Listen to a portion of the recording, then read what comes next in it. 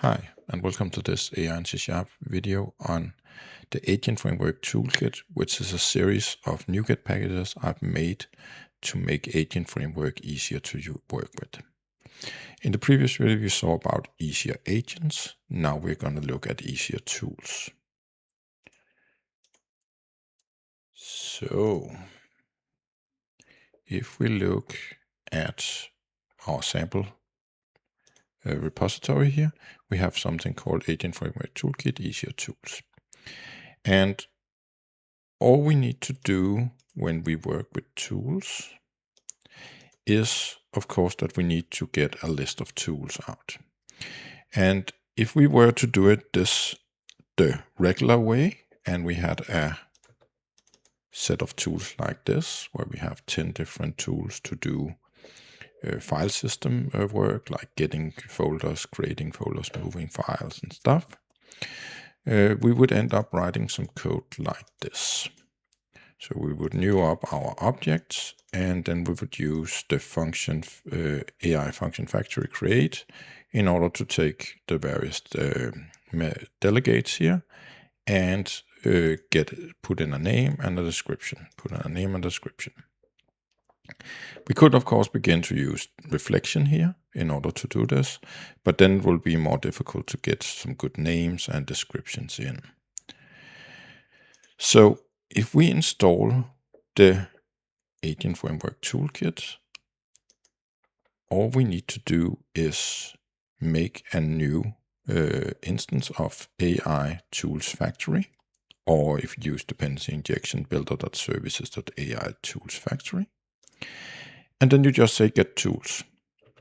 And get tools have two overloads. You can either get it by types or by instances. So if you have a tool like this, where we don't have a constructor or parameterless constructor, it is possible to just get the tools by type of object.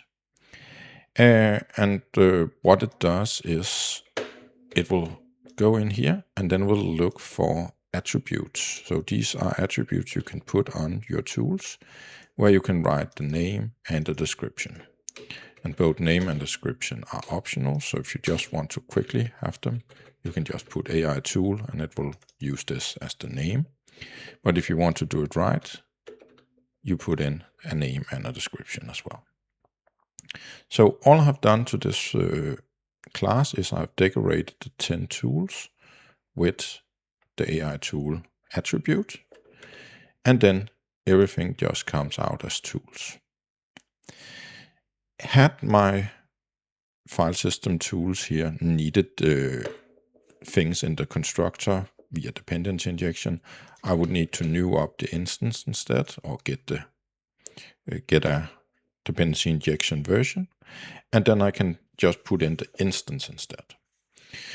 And if I had multiple objects, so for example, if the AI tool factory itself had some tools, I could put in just multiple objects for various different tool classes you had. So much more simpler with a one-liner plus putting in these attributes, so the data is actually closest to the real data instead of putting in multiple places.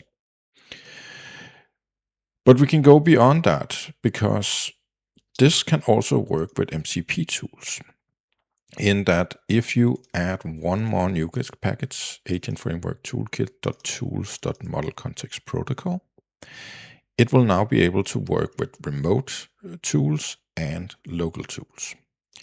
So that would be that you simply say AI tools factory, and then you get two extension methods on it.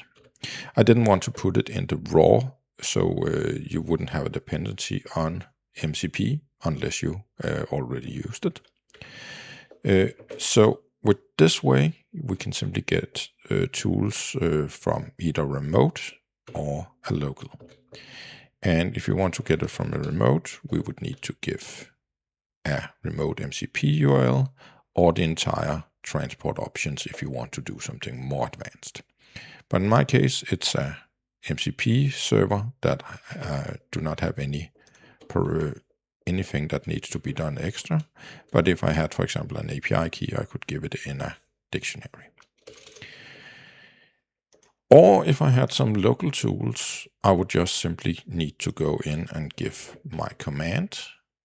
In many cases, it's just npx, and then the tool we wanted to do as arguments. In this case, it's Playwright. So if we set some breakpoints here, let's set it up here so we can see it. So if we wanted the tools, right now we have the tools by making them manually.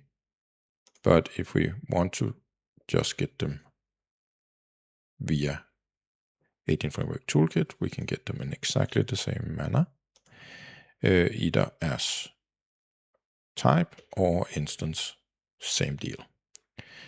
And then if we wanted MCP tools, we could simply use this extra extension methods in order to get the tools. So it now remotely went up to the remote MCP and found the tools and the information about them. And then if we wanted to do local tools using npx, we would get those tools back, in this case all the different tools from Playwright. And then it's just using the tools, in my case the file tools, and I could say create 10 files with random fruit names, and I would end up in my test class with this.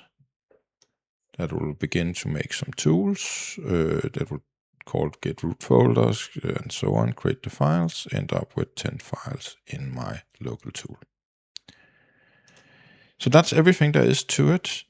Don't sit and do this by yourself when you can do it so much easier with the 18 Framework Toolkit like this. So with that, see you in the next one.